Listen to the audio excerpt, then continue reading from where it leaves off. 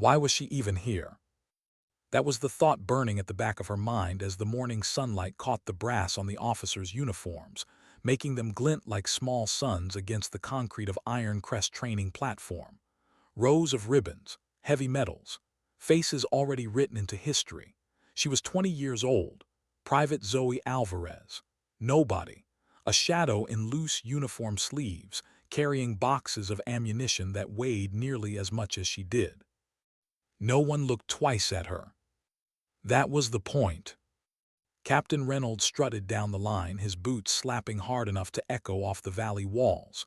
He wanted everyone to hear him, wanted them to feel him before he spoke. 4 marksmen trailed him, each of them cocky, confident, eager to prove that they could thread bullets through the very wind itself. These were America's finest.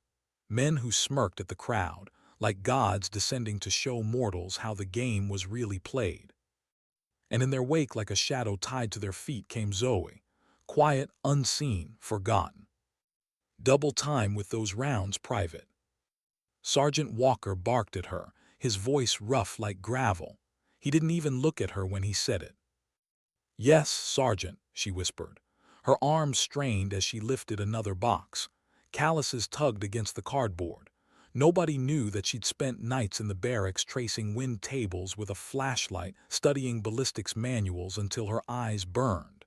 To them, she was just the ammo girl, a body to carry what mattered for men who mattered. But her eyes saw more than she ever admitted. At the firing line, Lieutenant Brooks adjusted the Gleaming Link's LRM-7 rifle. The new system, the weapon meant to change everything about distance warfare.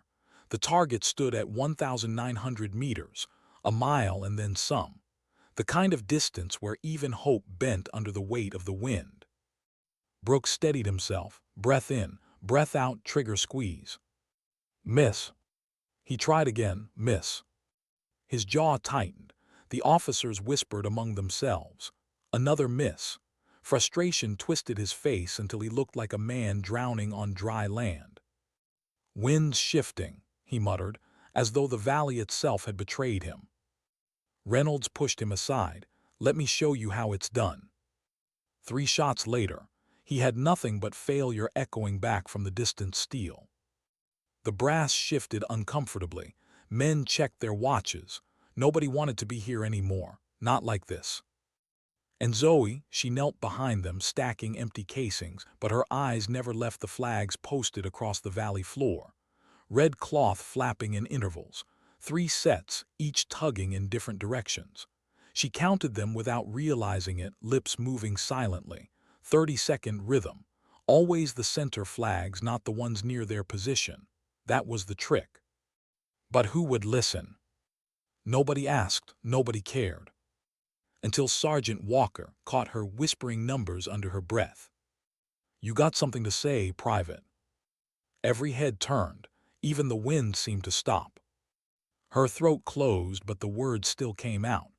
The valley creates a 30-second wind cycle, Sergeant, predictable, if you watch the center flags. For 1 heartbeat, silence. Then the laughter. The ammo girl thinks she's a wind whisperer.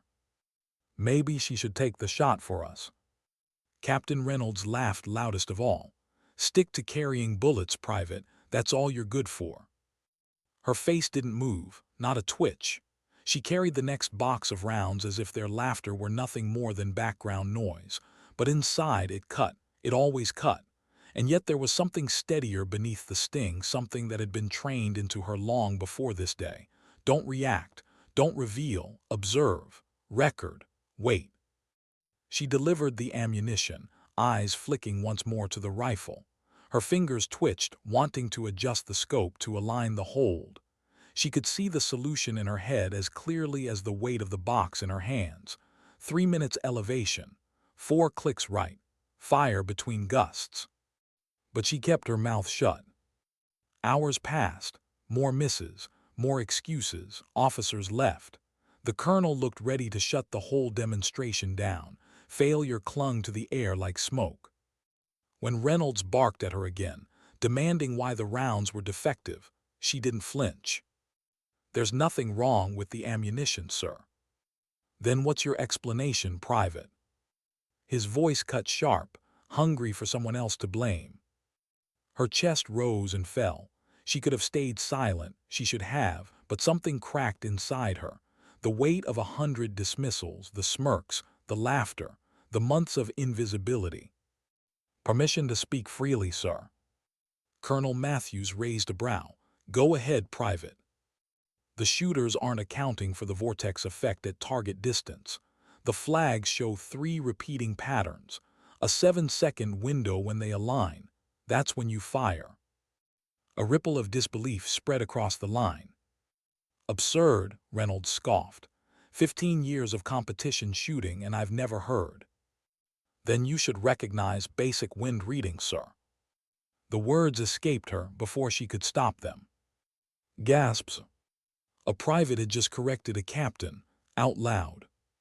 The colonel didn't scold her, didn't laugh. He simply studied her as if seeing her for the first time. And then the question that shifted everything.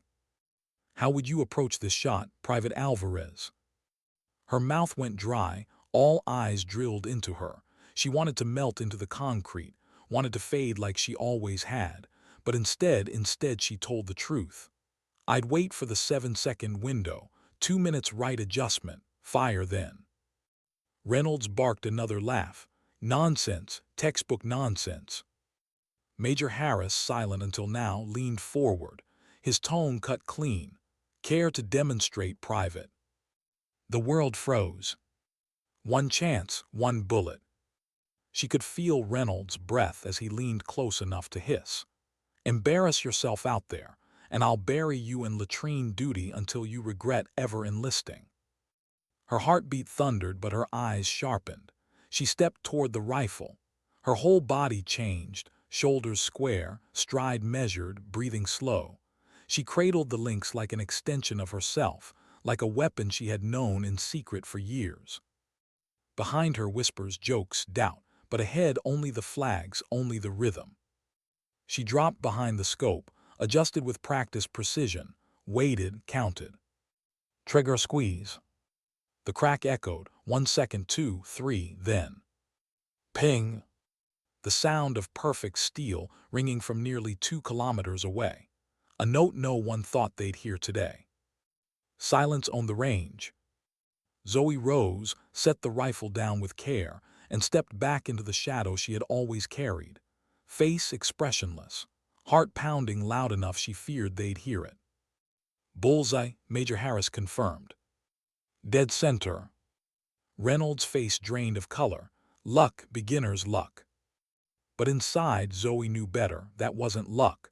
That was years of unseen training, nights spent in silence. A skill she was never supposed to reveal. Not here, not like this. And as the colonel's gaze lingered on her, curious, sharp, dangerous, Zoe Alvarez realized something she had tried to avoid since the day she enlisted. Her cover might not last much longer. What happens when silence breaks? The ping of that bullet still hung in the air, but it wasn't just steel that had been struck. It was pride, reputation, the invisible hierarchy of who was supposed to matter. One trigger pull had split it open. Zoe stood at attention, heart racing but face impassive. She'd been trained for this, how to vanish even while standing in plain sight. No expression, no victory, no weakness, just another soldier waiting for orders. But the range wasn't breathing anymore. Men who had laughed seconds before now stared like they'd seen a ghost. Colonel Matthews narrowed his eyes, silent calculation in his expression. Major Harris lowered his spotting scope, his voice measured. Dead center hit, confirmed at 1,900 meters. Reynolds snatched the scope like a drowning man grabbing for rope. His hands trembled, sweat streaking his temple. He scanned the target, desperate to find an excuse, to find anything. "Luck," he croaked finally, "beginner's luck." Nobody answered. Lieutenant Brooks tried to laugh, but it fell flat in the dust. "Anyone can get lucky once. Let's see her do it again." The colonel didn't smile, he didn't scoff. He just said, "3 more shots. Private Alvarez, let's test consistency." The order landed like a stone in Zoe's chest. Her pulse jumped, but her training cut through the panic. Breathe, control, perform. Yes, sir. She stepped forward again. Reynolds moved to the rifle first, fussing with the settings. His hands lingered too long on the knobs, his adjustments too deliberate. He loosened the bipod ever so slightly. Subtle sabotage. Zoe didn't acknowledge it. She simply realigned everything in silence. Every movement precise, confident, almost instinctive. Harris watched closely, his eyes narrowing. He'd noticed. Settling behind the rifle again, she tuned the world out. The wind flags, the rhythm, breath control. 1, 2, 3. Crack ping. Crack ping. Crack ping. 3 shots in rapid succession, forming a triangle so tight the distance between impacts could be covered by a hand. Someone whispered, "Sweet Jesus." The silence after was heavier than applause. Even the valley seemed to bow. Zoe rose, placing the rifle back on its stand like an altar piece. She stepped back, eyes forward, nothing revealed. Inside, her chest burned with the weight of secrets. Too many years, too many layers, now cracked open in front of men who were never supposed to know. Colonel Matthews broke the silence. "Private Alvarez, explain how you made those shots." Her mouth was dry, but her answer came steady. "Observed wind patterns, sir. Waited for the 7-second window when currents stabilize. Adjusted accordingly." "Basic wind reading," Reynolds spat. His face had gone red with humiliation, but his voice dripped venom. Zoe didn't look at him. "Yes, sir." The colonel studied her long enough for the air itself to stretch taut. Then a new voice cut through the tension. "I believe I can assist with that explanation." Boots approached. The range snapped to attention as General Coleman strode forward, flanked by 2 men in unmarked uniforms. His presence carried a weight heavier than metals. Silence fell into rank. "At ease," Coleman said, though no one truly relaxed. His gaze found Zoe, sharp as a knife. "Private Alvarez, I see you've made quite an impression." Her throat closed, but muscle memory took over. "Sir, yes, sir." The general's attention flicked to Matthews. "I'll need your office. Now, Private Alvarez, Captain Reynolds, Major Harris, come with me." The walk to the administration building felt like marching toward judgment. Reynolds leaned close, his voice a hiss meant only for her. "Whatever game you're playing ends here." Zoe said nothing. She didn't need to. For the first time that day, a ghost of a smile touched her lips. Inside the colonel's office, the air was sterile. A desk, citations, silence heavy enough to crush. General Coleman didn't sit, he didn't waste words. "Captain Reynolds," he began, eyes hard, "your performance today was disappointing." Reynolds stiffened, sweat still on his brow. "Sir, the conditions." "The conditions were identical for every shooter," Coleman cut him off.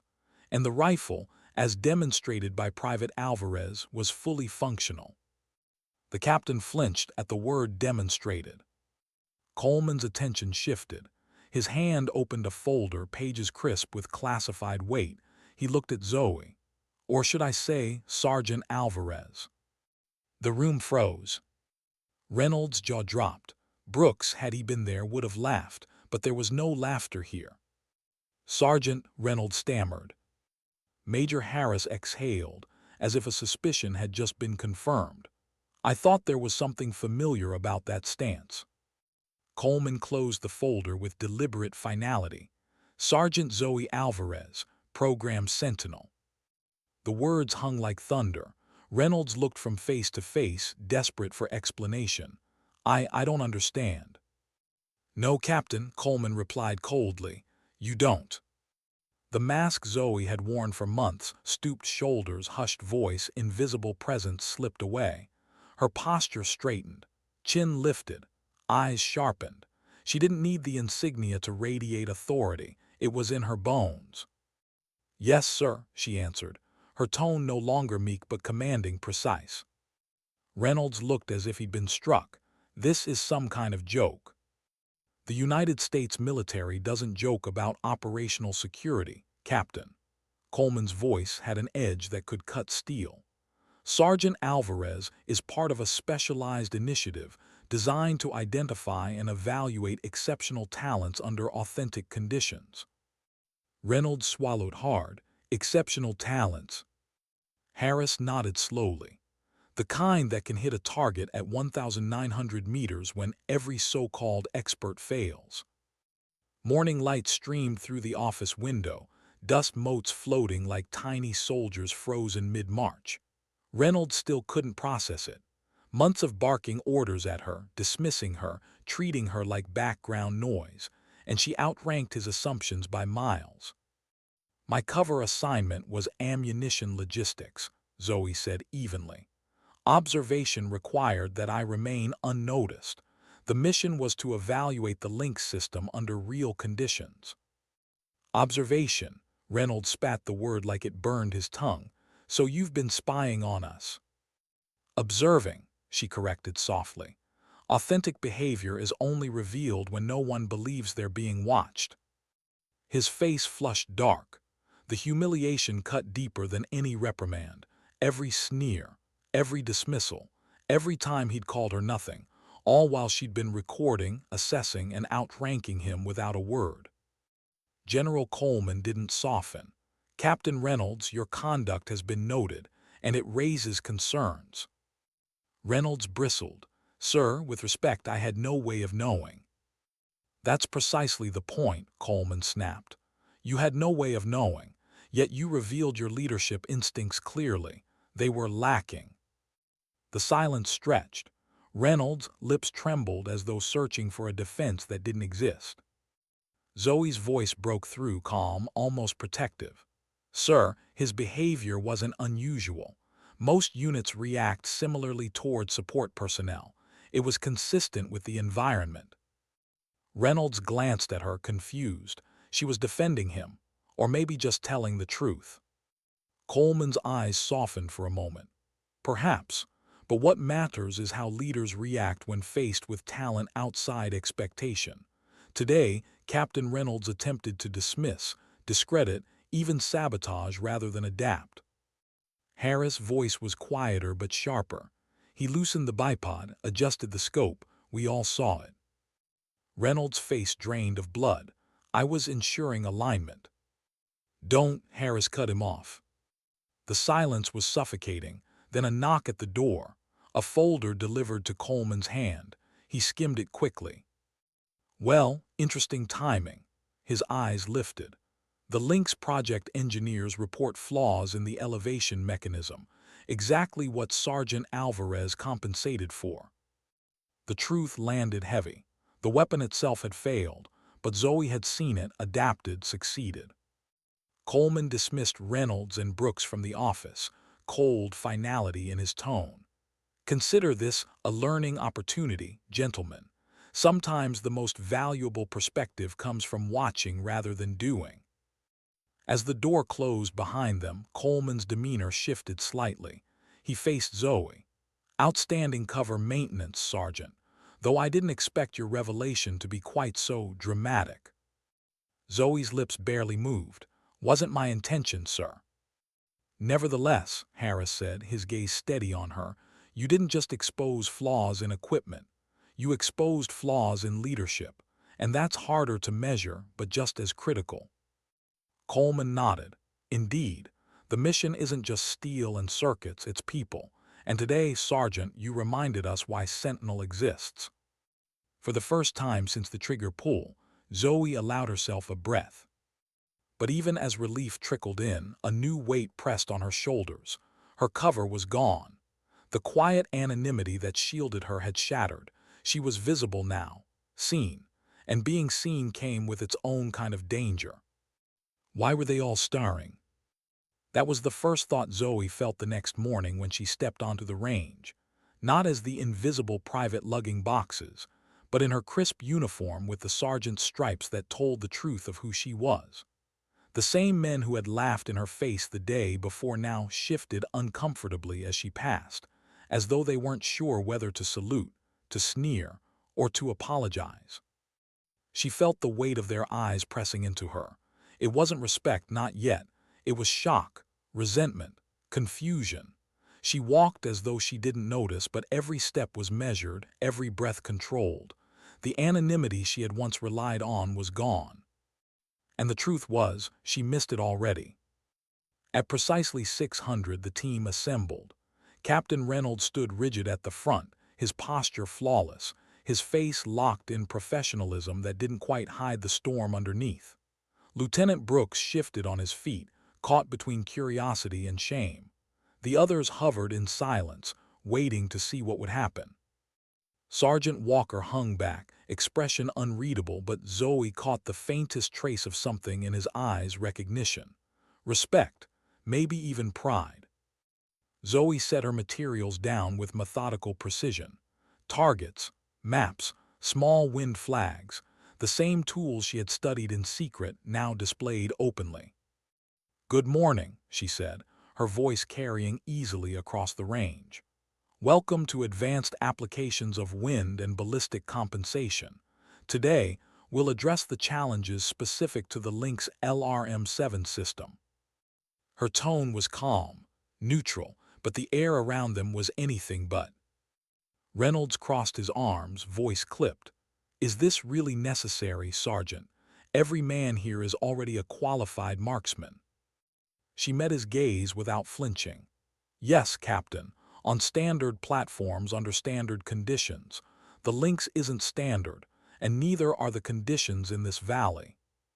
He didn't like that answer. His jaw flexed, but before he could speak, Major Harris appeared at the edge of the formation.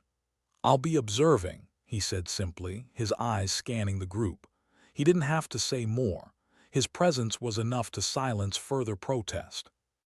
Zoe began. She moved through the rifle's quirks, the progressive trigger that dropped weight unexpectedly, the oversensitive elevation adjustments. She let each man handle the weapon, showing them how what felt familiar could betray them. She spoke with precision but never condescension. Her explanations were clear, stripped of unnecessary jargon, and the shooters began to lean in despite themselves. Brooks was the first to speak, surprise in his tone. "So the training we've drilled into muscle memory actually works against us here." "Exactly," Zoe said. "Your fundamentals are excellent, but the system demands a different approach." The morning shifted. Skepticism gave way to reluctant curiosity. Questions emerged. She answered each calmly, grounding technical details in simple truths they could test for themselves. All except Reynolds. He stood stiff, arms crossed, lips pressed tight. His silence was louder than any insult. When she unfolded a map of the valley, showing the 3 wind channels that had undone them yesterday, Reynolds finally snapped. "This is all very theoretical. Real combat doesn't allow for academic analysis." Zoe didn't flinch. "You're right, Captain, which is why these patterns must become instinct. You won't have time for calculations in combat. Your brain has to read the environment the same way it blinks: automatic, invisible, essential." Even Harris nodded at that. The lesson turned practical. One by one, the men took their shots, first using old habits, then applying Zoe's method. The difference was undeniable. Misses became near hits. Near hits found steel. When Brooks struck center with his second shot, his face broke into unguarded excitement. "Holy sorry, Sergeant, but that worked exactly like you said." Murmurs spread. Respect was beginning to crack through disbelief. Then came Reynolds' turn. He approached with rigid formality, ignoring Zoe as if she weren't there. Settled behind the rifle, adjusted, fired, miss. His second attempt was worse. The others shifted uncomfortably, their eyes flicking between him and Zoe. The tension was suffocating. "Would you like guidance, Captain?" Zoe asked carefully, keeping her tone neutral. His jaw tightened. "I'm aware of proper techniques, Sergeant." "Of course," she replied, stepping back. "Your call." He adjusted again, fired, missed. The silence was painful. Even he couldn't mask the frustration burning in his face. Finally, with visible reluctance, he nodded once. Your adjustments. Zoe knelt beside him, her voice low but steady. The progressive spring drops weight at 70% pull. Most shooters flinch there. Reduce hold pressure by 30%. Time your break between flag cycles. He listened, though his pride made every second heavy. He adjusted, fired. The bullet struck the outer ring of the target, not perfect but a hit. For the first time all morning his face shifted, surprise, brief, then gone. Without a word, he stood and stepped aside. That concludes the morning session, Zoe announced, her tone professional. We'll break for lunch and resume at 1300 with advanced applications. The men dispersed in murmurs, some excited, some humbled. Reynolds walked away in silence, his back rigid. Harris approached quietly. Effective instruction, Sergeant. Your ability to translate complex mechanics into practice is impressive. Zoe nodded. Thank you, sir. His voice dropped. Captain Reynolds remains resistant. His performance will factor heavily into my report. Zoe glanced after Reynolds, who stood just within earshot, his expression unreadable. She kept her voice even. He made a hit on his third attempt. That's significant improvement. Only when he followed your direction, Harris countered, and reluctantly at that. His attitude remains problematic. Permission to speak freely, sir. Granted. Captain Reynolds is an exceptional marksman. His pride has been wounded, but his skill is real. Given time, he'll adapt. Harris studied her for a long moment. You're defending the man who treated you as expendable for months. I'm assessing capabilities objectively, sir. The mission requires it. Something flickered in Harris' eyes, approval, maybe even admiration. Very well, carry on, Sergeant. As he walked away, Zoe's gaze caught Reynolds still standing at the edge of the range. His eyes had shifted from unreadable to something else. Thoughtful, heavy, as though he'd heard more of her words than she had intended. The afternoon brought harsher drills, moving targets, time constraints, shifting wind. Zoe pushed them hard, showing no favoritism, no softness. She demanded precision, adaptation, instinct. By the final station, Brooks landed hits he never thought possible. The others showed similar growth. And Reynolds, reluctant, silent, but learning, began to adjust. His first shots missed. His second grazed the steel. His third cut clean, striking nearly dead center. For a flicker of a moment, satisfaction broke across his face before he buried it. The day ended with Zoe standing before them once more. Her voice was steady, but her heart carried the weight of the moment. You've all demonstrated significant progress. The link system is difficult, but with adaptation it becomes manageable. The difference is not equipment, it's mindset. Brooks raised his hand. Sergeant, your shots yesterday, were they all from these techniques, or is there something else? The air stilled.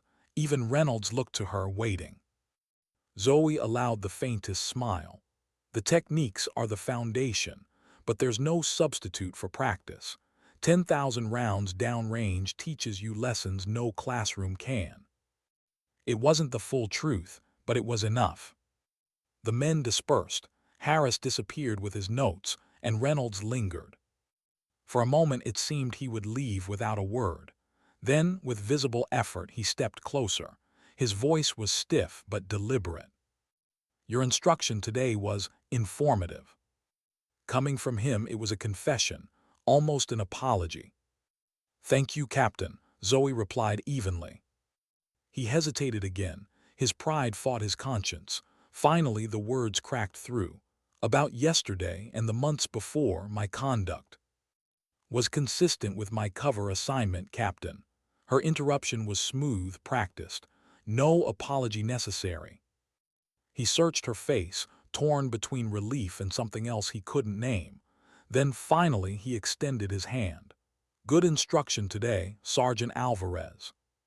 She accepted, firm, professional, recognizing the gesture for what it was, not friendship, not yet, but the first fragile thread of respect.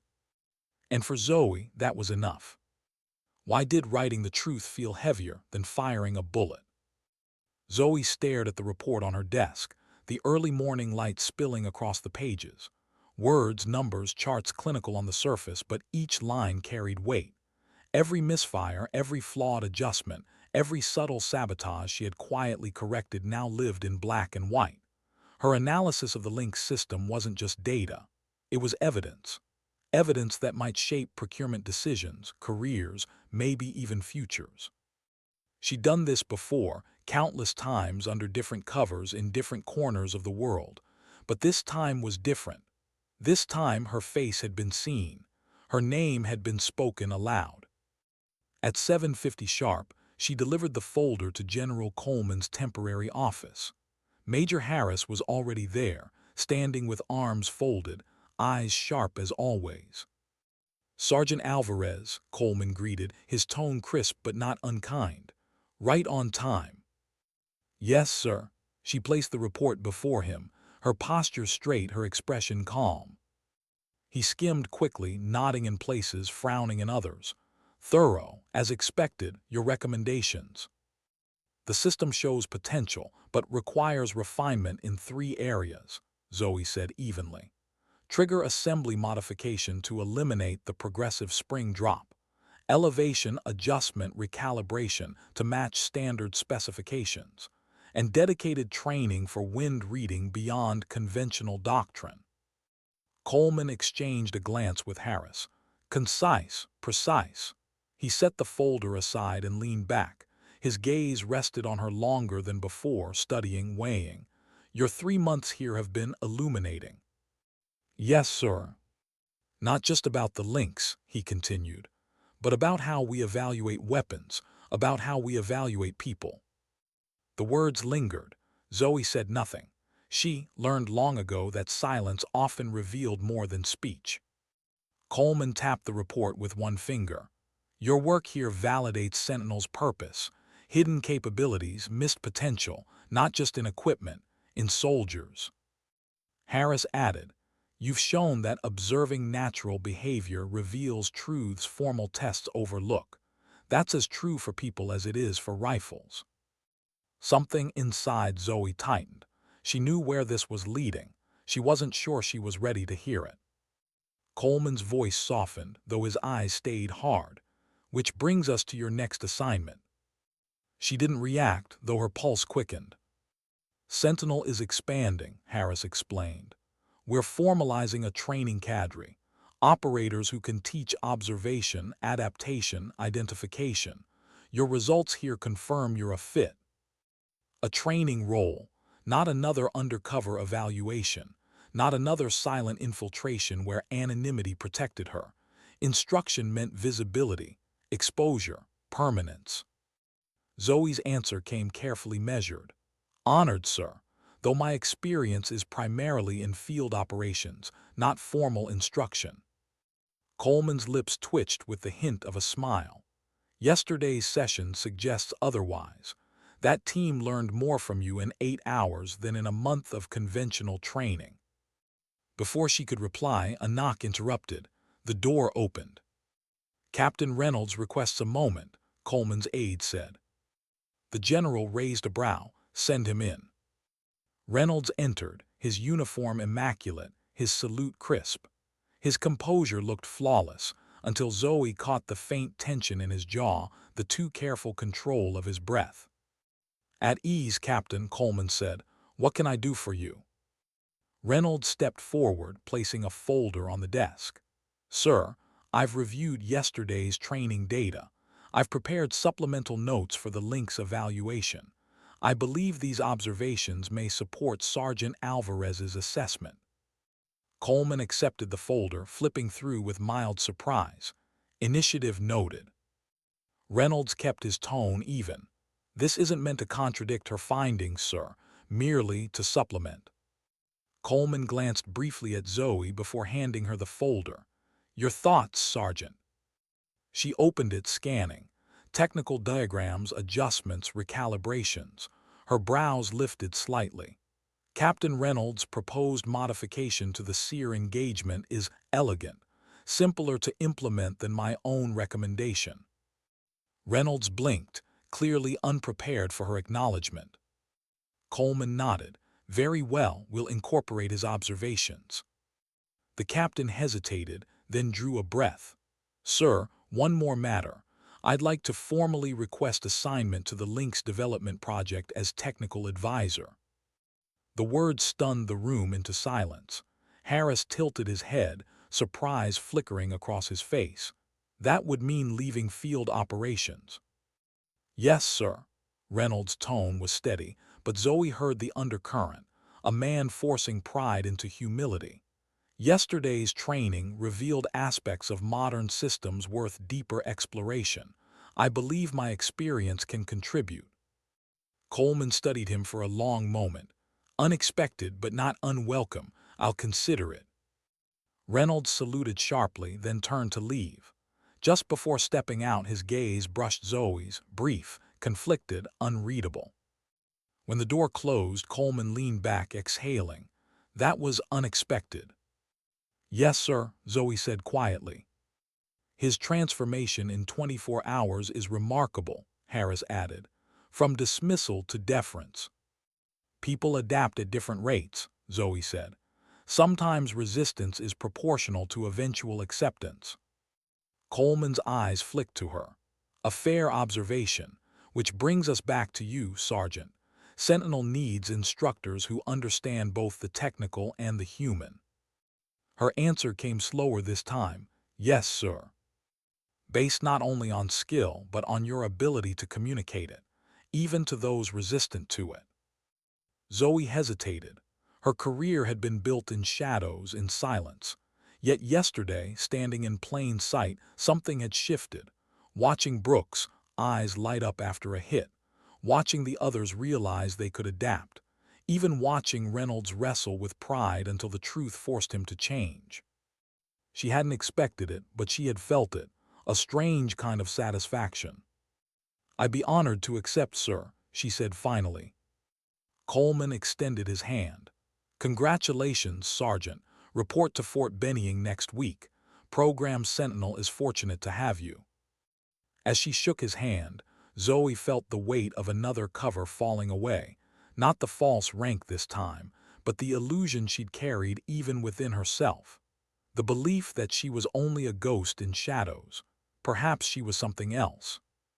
Outside the office, Lieutenant Brooks waited. He straightened when she appeared, his face earnest in a way she hadn't seen before. Sergeant, he said almost awkwardly, got a minute? Of course. He walked with her down the corridor, speaking low. Word is you're leaving Iron Crest. Is it true? It is. He nodded, silent for a few steps. Then, with surprising candor, he said, I wanted to thank you. Yesterday's training, it was eye-opening. I've been shooting the same way for years. One day with you changed everything. Made me wonder what else I've been doing wrong without even knowing. Zoe's voice softened. Questioning assumptions is valuable, Lieutenant, but don't assume they're wrong, examine them. Many exist for good reasons. He nodded slowly. Makes sense.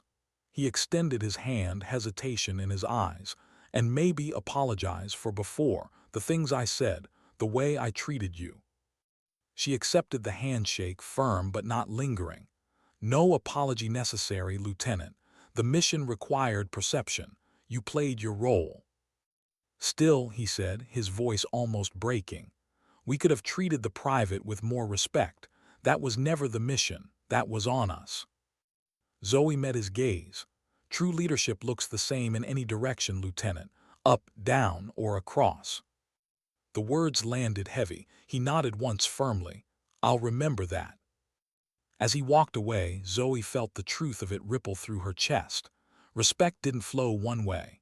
It lived everywhere or nowhere. Back in her quarters, she began packing. Each fold of fabric, each stowed item carried the memory of 3 months spent living a lie. Carrying boxes, bowing her head, swallowing her voice, and through it all observing, recording, waiting. Now the waiting was over. A knock at the door interrupted her thoughts. She opened it to find Captain Reynolds, his posture stiff, his eyes stormy with conflict. "Captain," she acknowledged. He hesitated, words trapped behind clenched teeth. Finally, he forced them out. "I heard you're accepting a training position with Sentinel. News travels fast."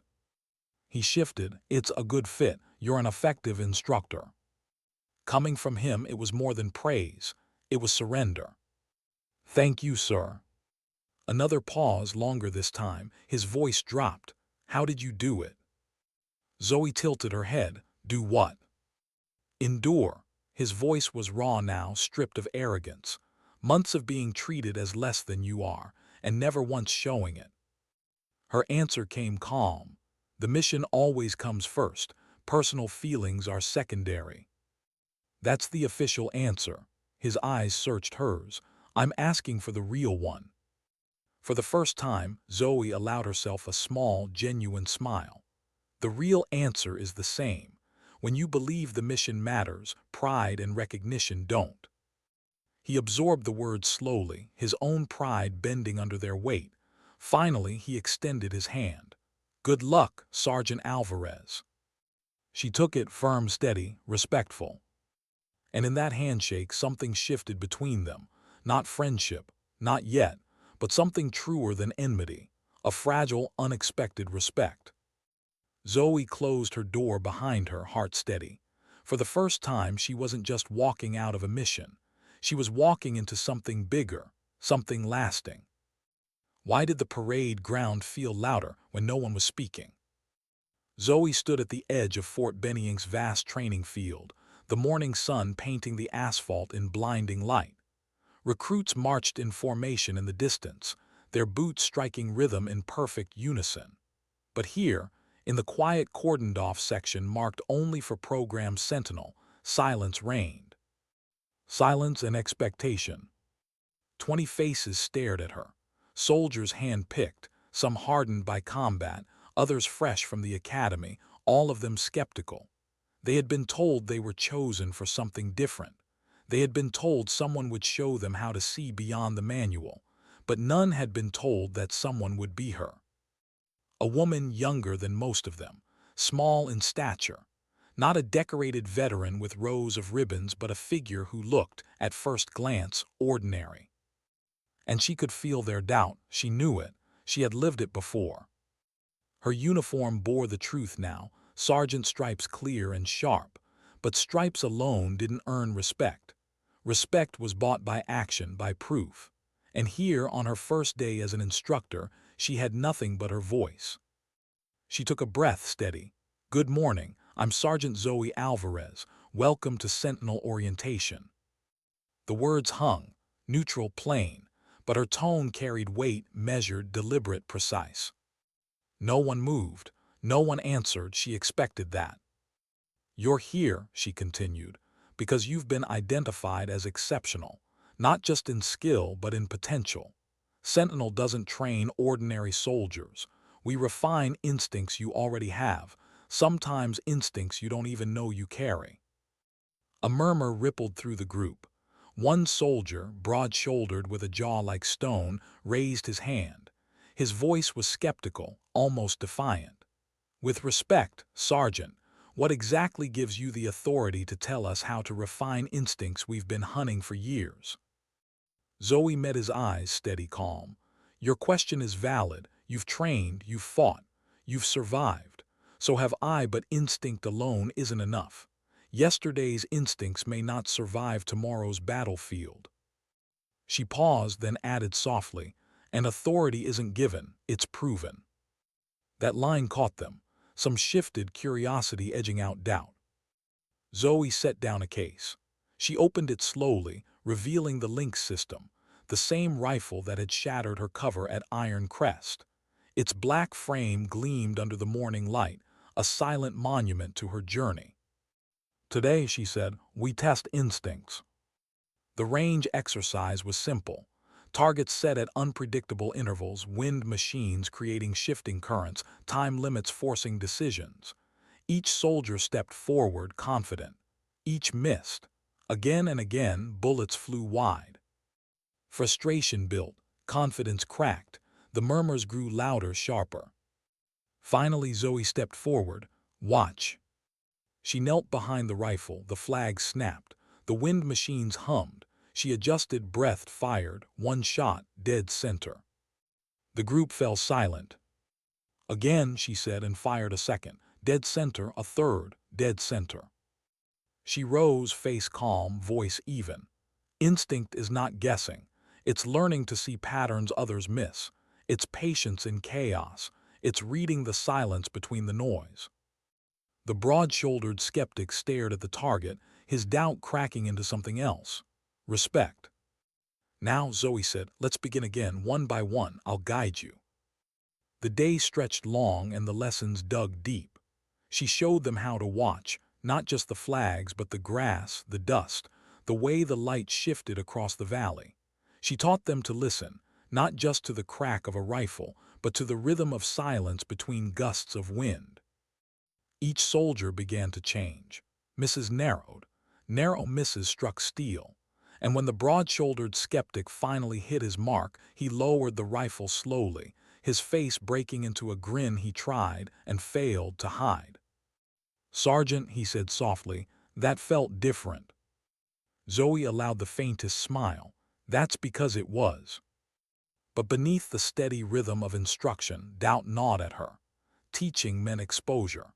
Every word revealed a piece of what she knew, what she had lived, what she had once hidden in shadows. Every correction, every demonstration chipped away at the anonymity she once depended on. That night, alone in her quarters, she sat at her desk long after lights out. The range report lay open before her, but her eyes weren't on the numbers. They were on the silence inside herself. For years, her purpose had been simple: infiltrate, observe, record, a ghost, a shadow. But here at Bennying, she wasn't invisible. She wasn't a whisper in the background. She was the one they all looked to. And that terrified her more than any mission had. A knock at the door pulled her from her thoughts. She opened it to find Major Harris. His presence was quieter than Coleman's, but no less commanding.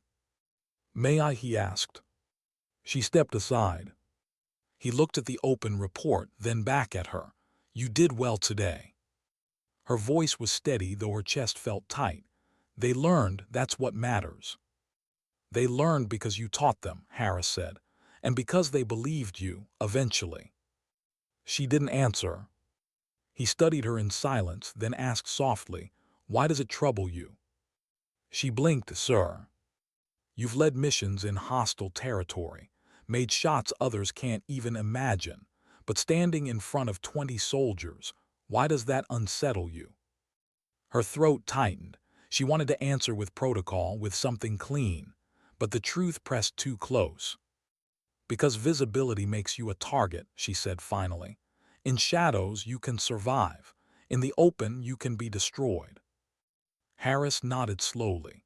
"And yet, sometimes standing in the open saves more lives than any shadow ever could." The words sank deep, heavy, true. "Sergeant Alvarez," he continued, "Sentinel isn't just about rifles. It's about shaping perception, teaching soldiers to see what others ignore.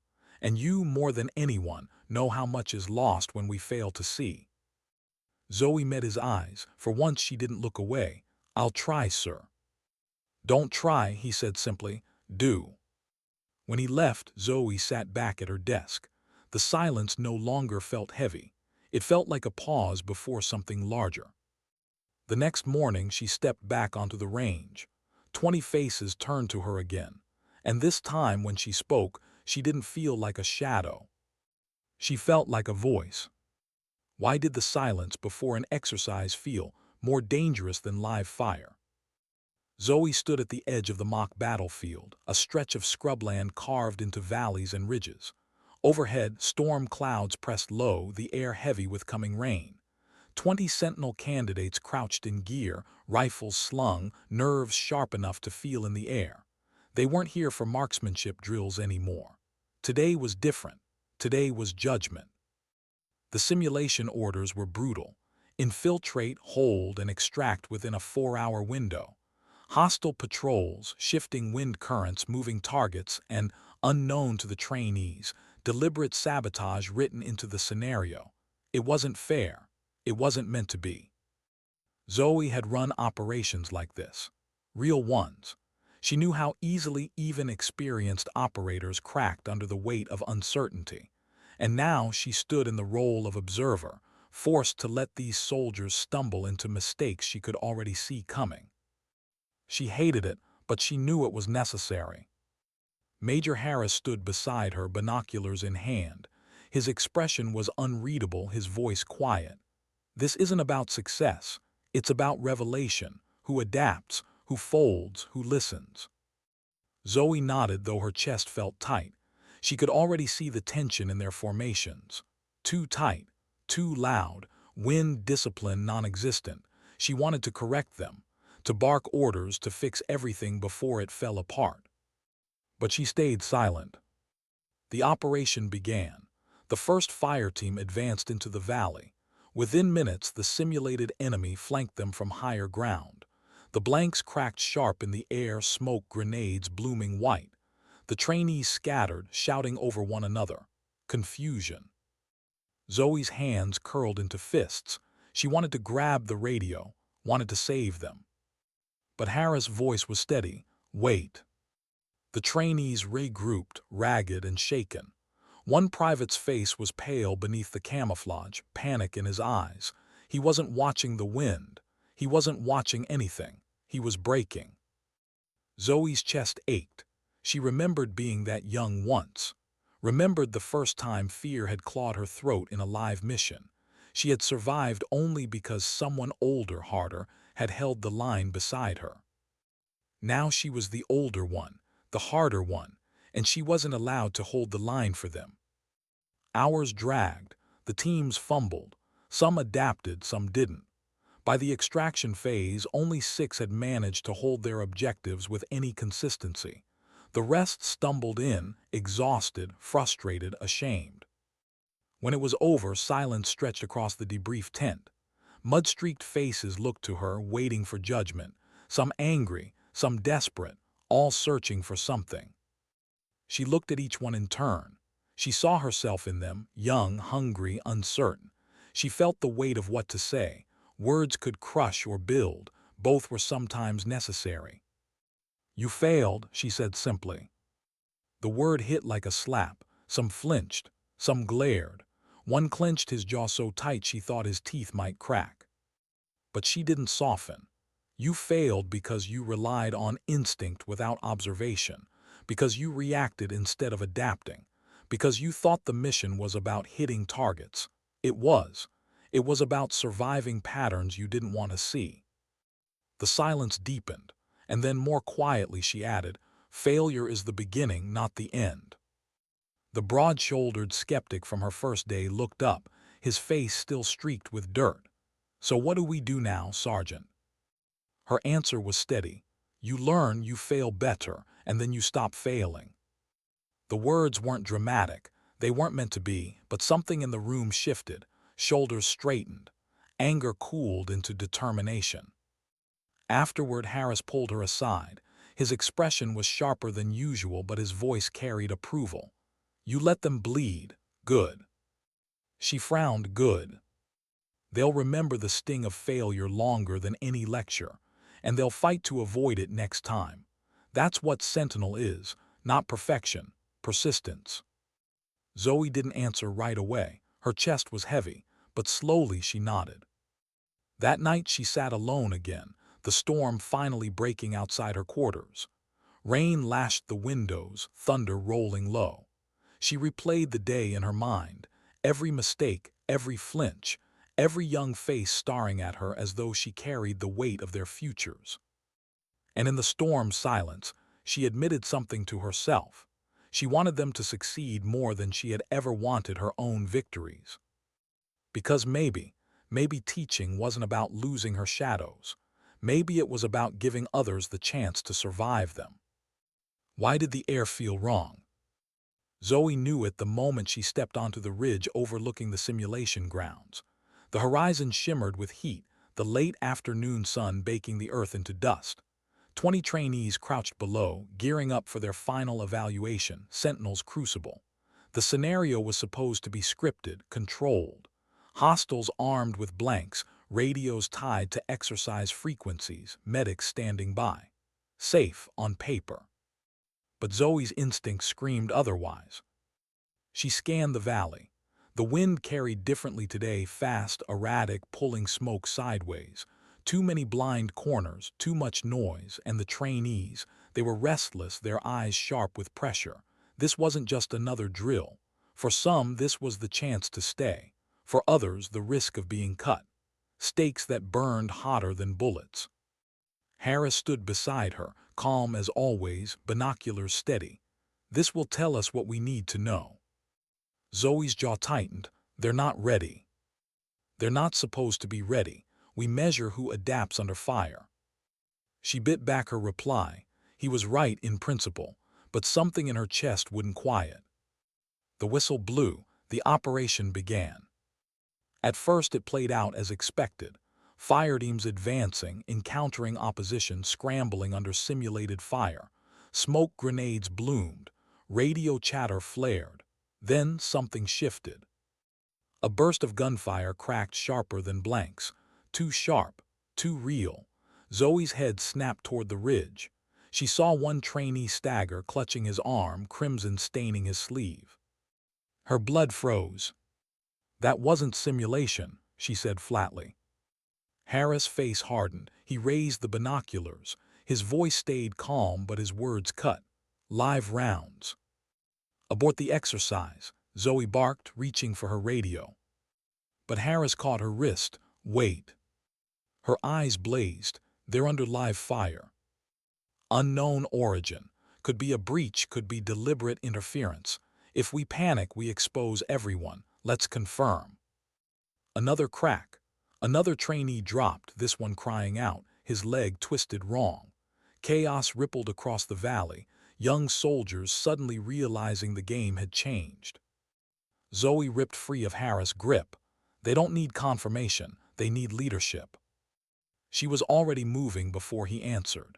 Sliding down the ridge, dirt kicking up under her boots, heart pounding with every step. Protocol screamed at her to stay back, to observe, to let the exercise controllers intervene. But instinct, and something deeper, drove her forward. The trainees were breaking. Radios jammed with overlapping screams. Some tried to drag the wounded, others froze, staring at the horizon where muzzle flashes sparked from the tree line. Whoever it was out there, they were organized, not random. Zoe dropped beside the first wounded trainee, tearing open his sleeve. The bullet had grazed clean through.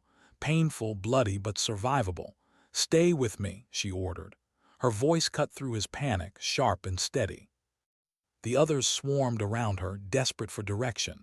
Sergeant, what do we do? Her eyes flicked across the valley. Patterns, always patterns.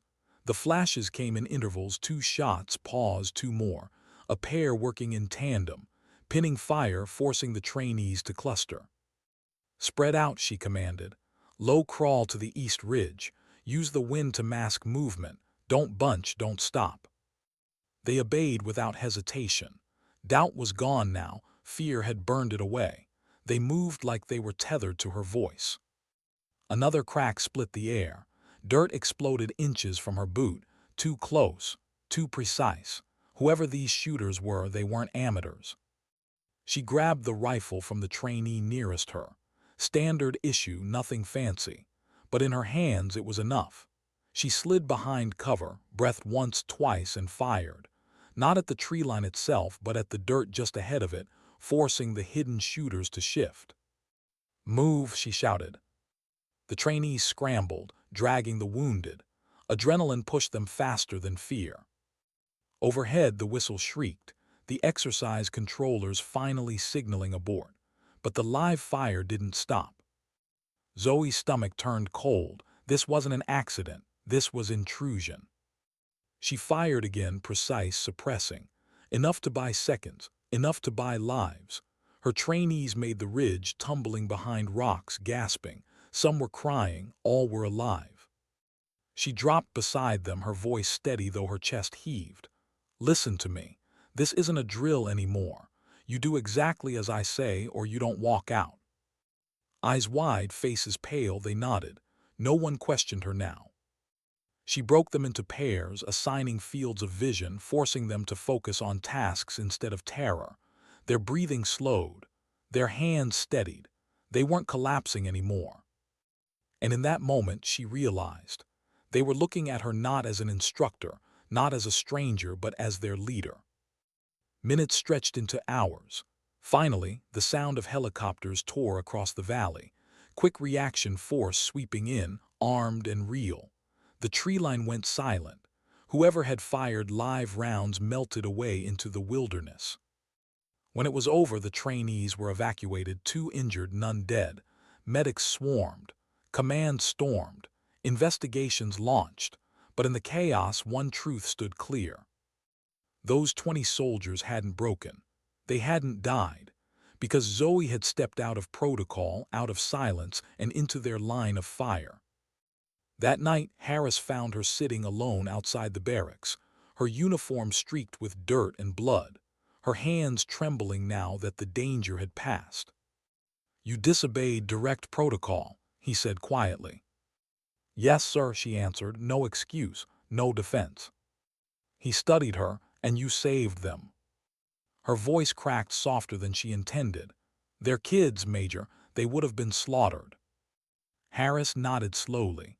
Protocol exists for control, but leadership exists for moments when control fails. She met his gaze. For the first time since she'd known him, his eyes weren't hard. They were human. "You belong here, Sergeant Alvarez," he said. "Not because you can shoot farther than anyone else, but because when the world turns real, you don't hesitate." Zoe looked back toward the valley, now quiet under the stars. Her chest still burned with the echoes of gunfire. But deeper than the fear, deeper than the doubt, was something she hadn't felt in years. Conviction. Why did silence feel heavier after survival? The valley was empty now, stripped of smoke and gunfire. The helicopters had gone, the medics had carried away the wounded, and the trainees, her trainees, were asleep in the infirmary or their bunks.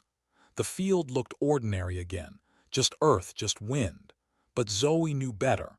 Places carried echoes, and this one would never be ordinary again.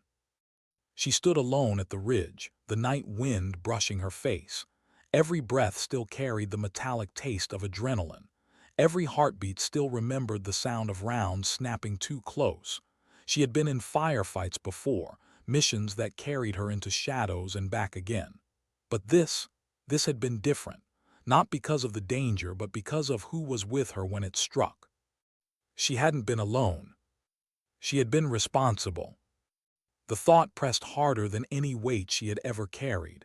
She wasn't the ghost anymore. Not the silent observer hidden at the back of a formation. 20 young soldiers had looked to her, clung to her words, trusted her hands, and she had led them. Her chest ached with the truth of it. Leadership wasn't a ribbon. It wasn't a stripe on a sleeve. It was 20 heartbeats depending on you when the world turned to chaos. Behind her, footsteps. She turned, hand instinctively brushing the holster at her side. But the figure wasn't a threat. It was Captain Reynolds. His uniform was clean, his face shadowed in the moonlight. He stopped a few paces away, as if unsure how close he was allowed to stand. For once, his voice wasn't sharp, wasn't defensive. It was low, careful. "I've heard what happened." Zoe nodded once. "News travels fast." "They say you broke protocol." "I did." "They also say you saved them." Her eyes drifted back to the valley. "They saved themselves. I just reminded them how." Reynolds was quiet for a long moment. The man who had once laughed at her, dismissed her, humiliated her, now looked at her with something else in his eyes. Respect, yes, but also a kind of reckoning. "I used to think leadership was about control," he admitted softly. "Making sure everyone followed, making sure nothing slipped." Zoe glanced at him. "And now?" He exhaled heavy. "Now I think maybe it's about standing where the bullets fall, so others can rise." The words hung between them. He didn't say more, and he didn't have to. For the first time, they understood each other. When he walked away, Zoe turned back to the valley. The wind was shifting again, carrying dust into spirals. She watched the patterns the way she always did, patiently, quietly, with the kind of attention most people never gave. And she thought of her trainees, the fear in their eyes, the way they steadied under pressure, the way they clung to her voice and found courage in it. She thought of Brooks, wide-eyed with discovery, the broad-shouldered skeptic, grinning after his first true hit, the private who had bled but hadn't broken, and all the others who had stumbled but kept moving. They weren't perfect. Neither was she, but perfection wasn't the point. Survival was, growth was, learning to see what others ignored was. She knew now why Sentinel existed, not just to test weapons, not just to evaluate soldiers, but to find the unseen strengths hidden in silence, the kind no ribbon ever measured. Her radio crackled softly at her side, a message from Harris, brief. Report at 600, debrief scheduled, new assignment pending. New assignment. The words didn't scare her anymore. For the first time, they steadied her. She wasn't just the shadow they sent into hidden corners. She was the one who would stand in the open when it mattered most. The stars were bright overhead, cutting through the darkness. She closed her eyes, listening to the wind. It still spoke in rhythms, in patterns. But now she understood something more. Sometimes the mission wasn't about the shot. Sometimes it wasn't about the distance, or the steel, or the silence. Sometimes it was about the people who stood beside you, and the quiet strength it took to keep them alive. She drew a breath, long and steady. And as she exhaled, the last words settled into her chest, not as a speech, not as doctrine, but as truth. Sometimes dignity doesn't speak. It simply acts. And that, Zoe Alvarez knew, would always be enough.